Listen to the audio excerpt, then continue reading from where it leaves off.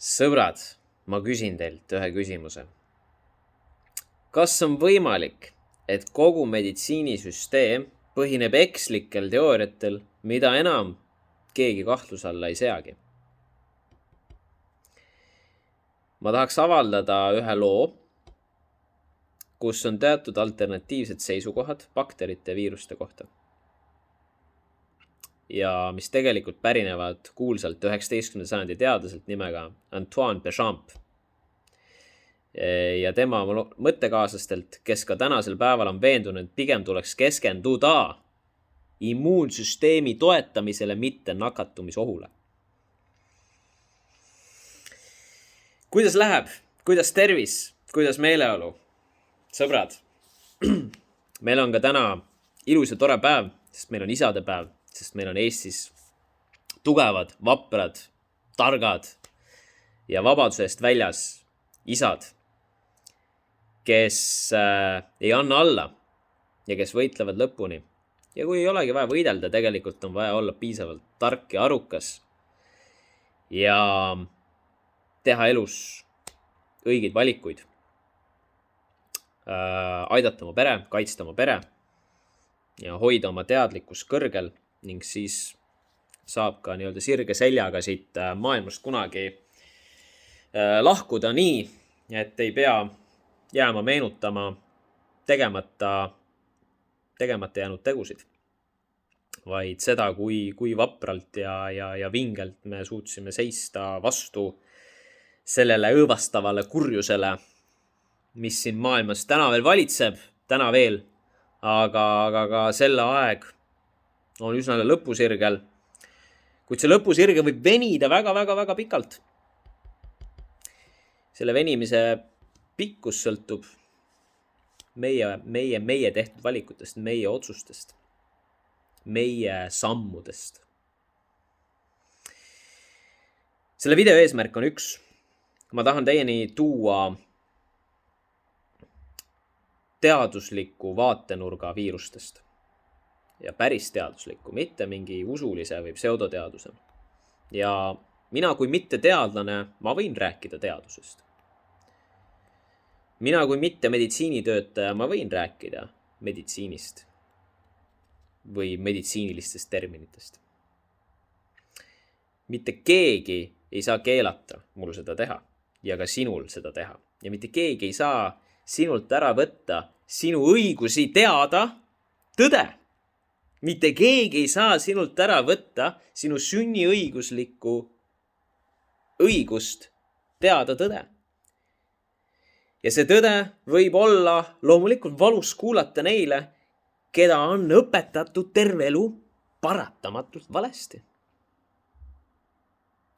Küsimus on, et kas sa oled piisavalt mees või kas sa oled piisavalt naine või kas sa oled piisavalt väärikas inimene, et tunnistada, et tõepoolest siin on mingi kala, siin on mingi konks, siin on mingi iva, siin on mingi loogika. Vaat seda loogikat ma täna teieni toongi. Ma kõike tõenäoliselt ei jõua läbi võtta, aga ma arvan, et tuleb kindlasti 20-minutiline video, nii et ma soovin teile kriitilist mõtlemist, avatud meelt ja analüüsivõimet. 3 väga tähtsat asja. Ehk siis ma küsisin ennem küsimuse, kas see on võimalik, et kogu tänapäeva meditsiin põhineb ekslikel teooriatel ja uskumistel? Ma arvan, et see on võimalik. Nii, alustame sellest. Võtame natukene vett. Viroloogia ja vaktsineerimine rajanevad eeldusel, et viirused on nakkuse tekitajad, mis põhjustavad haigusi. No nii on meile ju räägitud. Ilma viirusteooriasse uskumiseta ei saaks vaktsiinid olla tõhusad ega toimivad. Käesolev artikkel ja lugu püüab selgitada vaatenurka, et viroloogia ning vaktsiiniteadus tuginevad pseudoteadusel ja et see on põhjustanud tohutul määral probleeme. Absoluutselt. Praegu mis meil maailmas toimub? Probleemide aelreaktsioon. üks probleem ajab teist taga. Me praktiliselt hävitame, me isegi ei tegele me tegeleme ülemaailmse majanduse hävitamisega, või siis eliit lihtsalt rekonstrueerib seda omal soovil ja tahtel. Viirused, esimene asi, ei ole elusorganismid ega elus mikroobid. Neil puuduvad hingamiselundid, samuti pole neil tuuma ega seedesüsteemi. Viirused pole elusad, viirused pole nakkavad. Ka hirm loomulikult kurikuulsa koroonaviiruse ees on täiesti põhjendamatu. Nüüd proovi korra ära unustada kõik senine arusaam ja teadmised, mida sa tead viiruste ja bakterite kohta. Sest on võimalik, on võimalik, et meile on lihtsalt nii suurelt valetatud ja seda umbes 200 aastat. Viroloogia teadus põhineb viiruste uurimisel, kuid puuduvad videotõendid, kus oleks jäädustatud viiruse käitumine viirusteoorias kohaselt. On ainult 3D animatsioonid ja mudelid.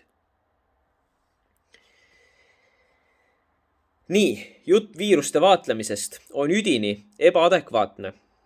Viiruseid vaadetakse rakukultuurides ja Petri tassi keskkondades. Rakukultuure kasvatatakse sellisel juhul kontrollitud tingimustes väljaspool nende loomulikku keskkonda, kus rakke hoiavad kunstlikult elus vedelikud, mis on toksilised ja kahjustavad raku elustegevust. Sellises steriilses keskkonnas ei saa rakud kasutada kõiki tavapäraseid puhastusmeetodeid, nagu nad seda saaksid teha inimkehas. Ja need meetodid on fagotsütoos, bakterid, seened, parasiidid, viirused. Nüüd, mis tingimustel hakkavad viirused domineerima? Selleks on vaja mingeid tingimusi. Nagu öeldud, võivad viirused vähesel määral olla kaasatud rakkude puhastusprotsessidesse. Kuid viirused muutuvad dominantseks alles siis, kui kõik ülejäänud, ja seal siis on bakterid, seente, parasiitide poolt teostatavad ja fagotsütoossed protsessid on suures osas järgmistel põhjustel hävitatud.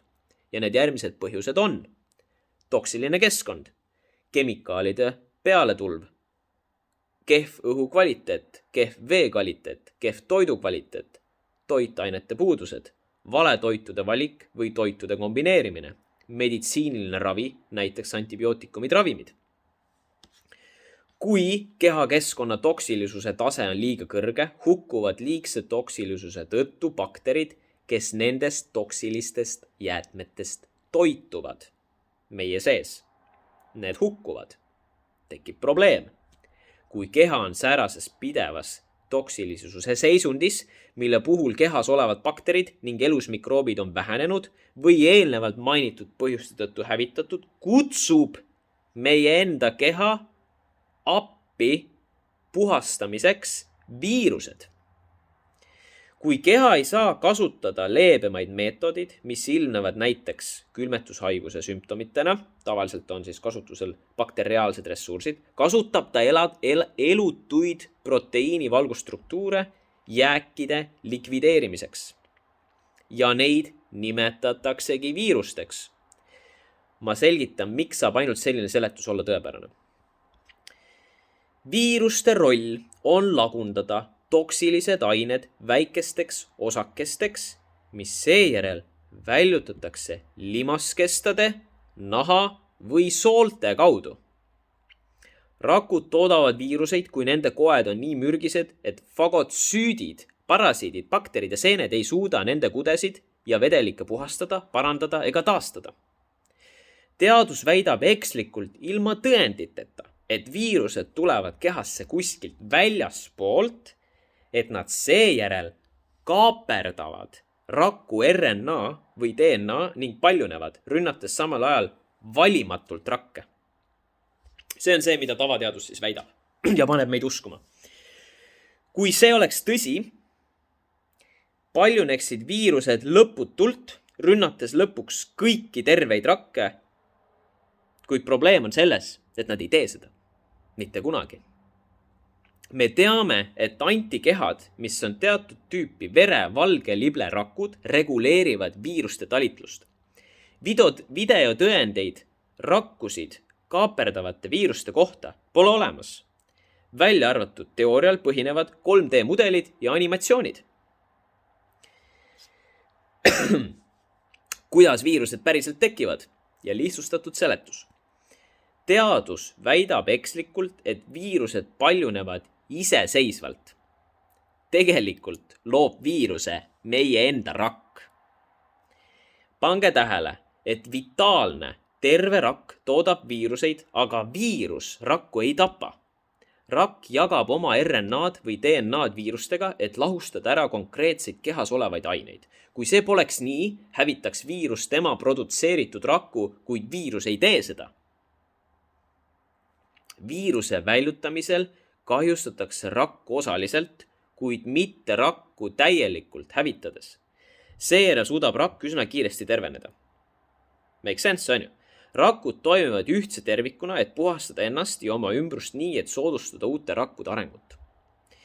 Palju esineb viiruslikku aktiivsust ainult juhul, kui keha ei suuda kasutada leebemaid mikroopseid puhastusmeetodeid, kui keha kannatab süsteemse toksilisuse käes, mis mürgitab elus mikroobe. Et viirused on need viimased nagu päästearmee, kes tuleb su kehale appi, kui sinu enda kehas bakterid, parasiidid ja muud elusorganismid, mikroelusorganismid ei tule toime sellega. Nüüd on viiruse tekkestaadiumid.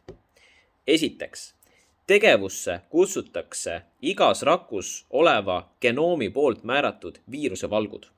Teiseks, rakus olevad viirusevalgud sisenevad raku tuuma. Viirused luuakse valmis kujul raku sees ja kodeeritakse RNA-DNA juhendi abil. Kolmandaks, viirus lahkub raku tuumast ning seda hoitakse rakus, kuni see rakust väljub. Neljandaks, viirus väljutatakse raku poolt, kahjustades raku osa, kuid mitte raku hävitades. Ja viiendaks, viirused vahetuvad, see on ülioluline info, iga 72 tunni tagant. Viirused vahetuvad, viirustüved vahetuvad.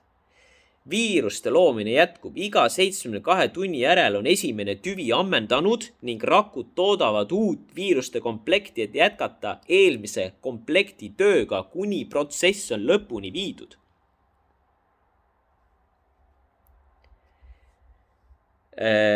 Ma võin etteruttavalt öelda, et inimese rakk on võimeline tootma ise üle 320 000 erineva viirustüve.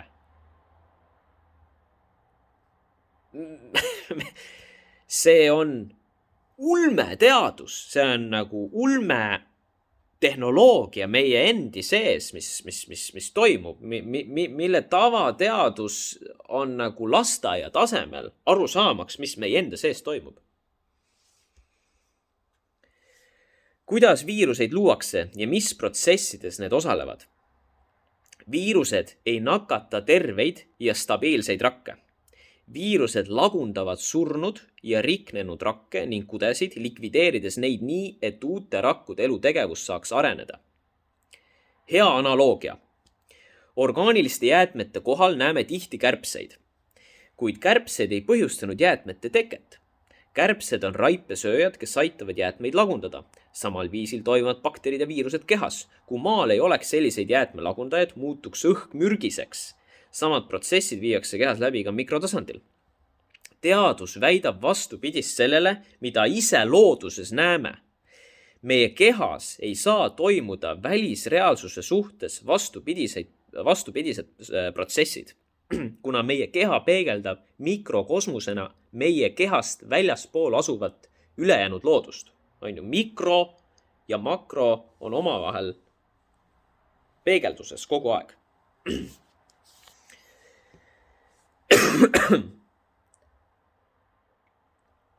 Nii, rumal ja loomuvastane oleks eeldada, et see pole nii. No nii, me kõik nõustume. Nagu öeldud, kui keha tavapärased Detoksifikatsiooniprotsessid on süsteemse mürgistuse tõttu oluliselt vähenenud või kadunud, siis ei suuda rakud enam toime tulla. Punased verelibled koonduvad, et end päästa ja puhastada, valmistades viiruseid, mis lagundavad surnud ja surevaid rakke, rakujäätmeid, kudesid ja võõrjääke. Rakud toodavad viiruseid algusest lõpuni rakusiseselt. Selles protsessis toodetakse viiruseid otse rakus, kasutades olemasolevaid viirusvalke ja genoome ning need kodeeritakse RNA või DNA peremeesraku poolt. Rakk väljutab viiruse, mida seejärel reguleerivad valged verelibled selle sama kodeeringu kaudu ehk antikehad. See võimaldab viiruse toimimist tõhusalt kontrollida ja reguleerida. Need kaks etappi toimuvad tegelikult ühe tervikprotsessina. Kui rakk viiruse välja viib, on rakk osaliselt kahjustunud, kuid mitte hävinud. Viirused hävitavad ja lahustavad surnud, surevaid ja võõraid kudesid, jääkaineid, haigestunud rakke ja rakujäätmeid. Kui palju aega see protsess võtab, see sõltub sellest, millist laadi toksiinidega on üldse tegu. Toksiliste ainete kõrvaldamine näeb meie jaoks välja külmetuse või gripti sümptomitena. Viirused lagundavad need ained väikesteks osakesteks, mis väljutatakse limaskesta, naha ja soolte kaudu. Kui protsess on lõpuni jõudnud, muutub keha tugevamaks, eeldades, et see inimene ei jätka oma keha mürgitamist. Ja? Kui ta seda siiski teeb, siis peab keha hiljem uuesti sellise äärmusliku puhastumisprotsessi algatama. See on põhjus, miks me niimoodi tsüklitena üldjuhul kevadel, talv saab läbi ja üldjuhul, kui tuleb külm uuesti peale sügisel, toimuvad need puhastusprotsessid. Sellepärast, et hiljem tuleb ka see teema jutuks, et ka kliimal on oma roll. Faktid viiruste kohta. Elementaarsed faktid viiruste kohta nüüd. Kuulake. Viirused ei saa naha või silmade kaudu kehasse siseneda, kuna limaskestad ja immuunsüsteem ei võta omaks väikeses koguses võõrvalke, nagu viirused seda on. See on fakt. Viirused ei pääse kehasse haavade kaudu. Teate miks või? Sest me veritseme väljapoole, mitte sissepoole. Võtame selle peale.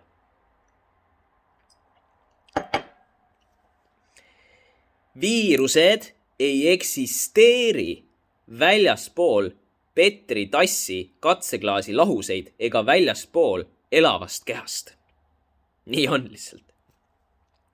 Viiruseid ei saa toimida ega paljuneda ilma neid tootva peremeesrakuta. Sellest me juba rääkisime.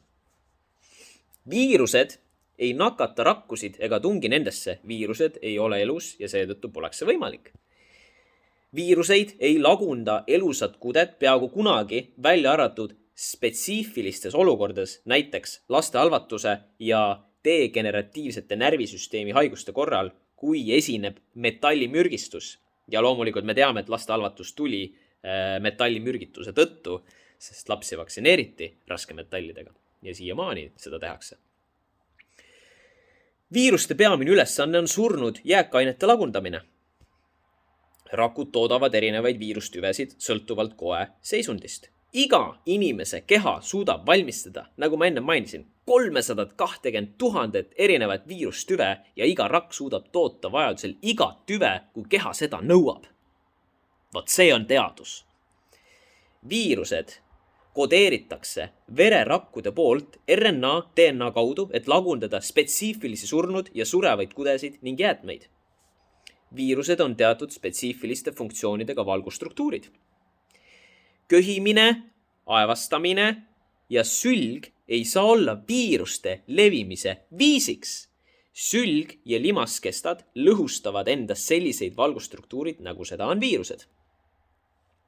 Ka naha kaudu ei pääse viiruste organismi, kuna viirused ei suuda läbistada surnud naharakkude kihti.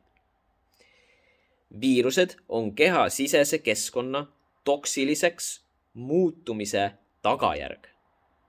Okei? Viirused on tagajärg. Viirused ei ole algpõhjus.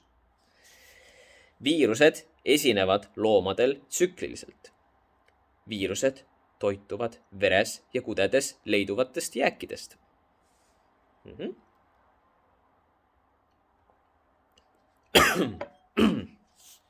Nii, vaatame edasi. Ainuke võimalus viiruse organismi sattumiseks mõnel teisel viisil kui kirjeldatud loomuliku rakkude poolt viiruse loomise läbi on see, kui viirus süstitakse organismi vaktsiinide kaudu või vereülekandega teiselt inimeselt, kellel see viirus on. Ent sellisel juhul näeb keha seda viirust võõrkehana, mis on vaja kõrvaldada.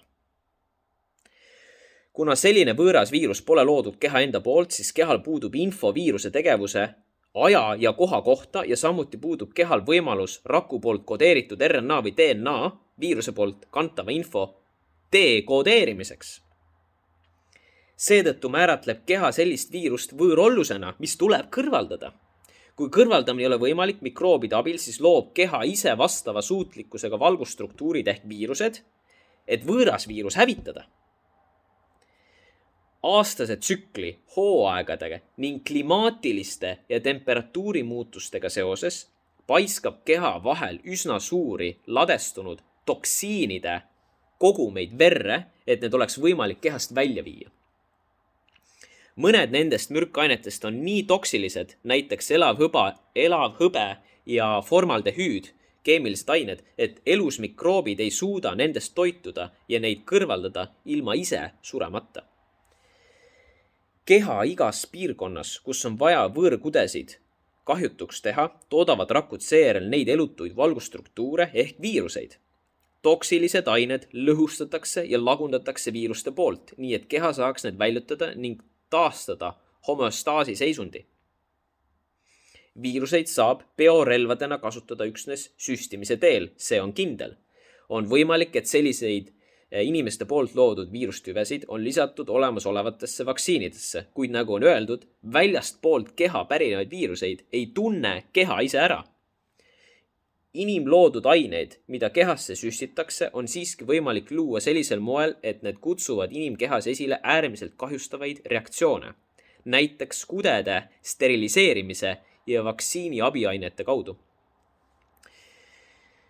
Viirused ei saa edasi kanduda ühelt liigilt teisele, näiteks loomalt inimesele. Inimesel ei saa tekkida loomade grippi, kuna viirused ei ole nakkavad.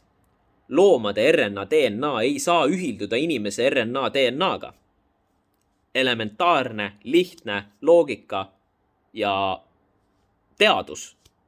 See ongi teadus.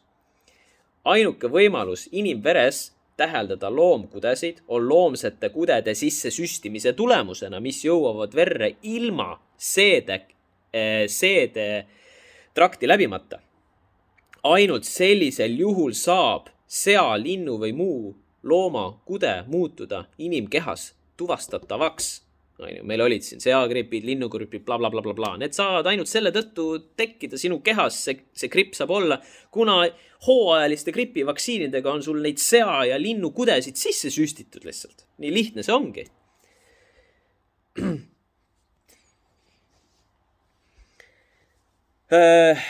Kui inimene sööb loomaliha, siis see muundatakse inimkudedeks. Inimese rakud ei suuda luua loomarakkusid või loomaviiruseid. Kui inimese kehas luuakse viiruseid, siis need on inimviirused. Isegi kui oleks võimalik, et loomaviirus kaaperdab inimrakku, siis inimrakk ei suuda kindlasti toota loomaviiruseid. Koroonaviirus on hingamisteede viirus, mida loovad kopsude ja hingamisteede rakud selleks, et puhastada neid piirkondi süsteemsest toksilisusest, mille ma ka ise läbi tegin. Mul oligi süsteemne toksilisus minu kopsudes. Selline külmetusviirus tekib ja funktsioneerib järgneval moel. Toksilised kemikaalid satuvad hingamisprotsessi käigus kopsudesse ja hingamisteedesse. Toksilised aineosakesed satuvad kopsude ja kopsu alveoolide ehk vedelikuga täidetud sopised pinnale ja neid ei ole sealt võimalik eemaldada või lagundada elusmikroobide abil. Kuna need osakesed on kas toksilised või elusmikroobide jaoks töötlemiseks ebasobivad. Seejärel luuakse hingamisteede rakkude poolt spetsiaalsed valgusstruktuurid ehk viirused. nende ainete kahjutuks tegemise eesmärgil. Selle tulemuseks on tavaliselt kerged gripilaadsed sümptomid, nagu sealhulgas köha, palavik, mille abil keha käivitab puhastumise ja tervenemise protsessi.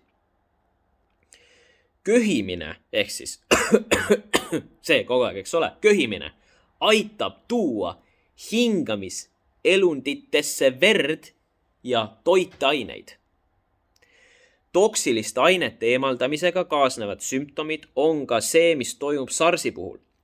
Õhu sisse on sattunud toksilised ained, milleks on plastmassi põletamise kõrvalsaadused, formaldehüüd või tehaste korstnatest pärinevad paljud erinevad tööstustegevuse toksilised kõrvalsaadused. Kõrgema ea tõttu nõrgenenud immuunsüsteemiga vanemate inimeste hingamisteedes toimuvad detoksifikatsiooniprotsessid ägedamalt ning seetõttu on nende seas ka rohkem surmajuhtumeid. See on lihtsalt loogiline. Selliseid sümptomeid võib täheldada korraga miljonitel inimestel, kuna näiteks Hiinas, kus on väga tihe asustus, hingatakse pidevalt sisse toksilist õhku. See ei tähenda, et need sümptomid oleksid nakkavad. Need pole seda. Need tulevad väljaspoolt. Hingamisteede kaudu ongi siis see ja miks see Wuhanis ja igal pool see nii-öelda see koroona hullus ja plahvatus lahti läks. Siin on see vastus. 4 koroonaviiruse tekkimise staadiumit. Esimene. Keemiliselt toksilised ained hingatakse õhust kopsudesse ja hingamissüsteemi.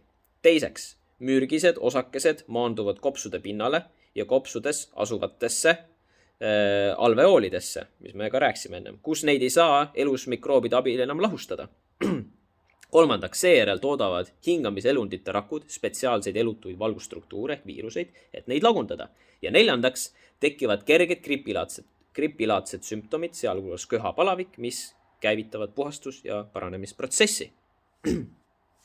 Väga lihtne, loogiline ja siin ei ole pistmist mitte midagi sellega, et me siin kõik hirmsasti surema peaksime hakkama.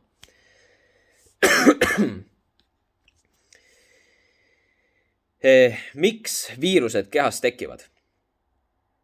Nagu varem öeldud, vastutavad fagotsüütide, seente, parasiitide ja bakterite poolt teostatavad protsessid surnud rakkude, rakujäätmete ja võõrkehade eemaldamise eest. Kui koed on nii toksilised, et elusmikroobid ei suuda sellega toime tulla, sest nad surevad mürgistusse, loovad rakud elutuid lagundajaid, mida tuntakse viirustena. Need lagundavad ebavajalikud ained osakesteks, mida saab naha, lima ja soolte kaudu väljutada. Sellest me juba rääksime.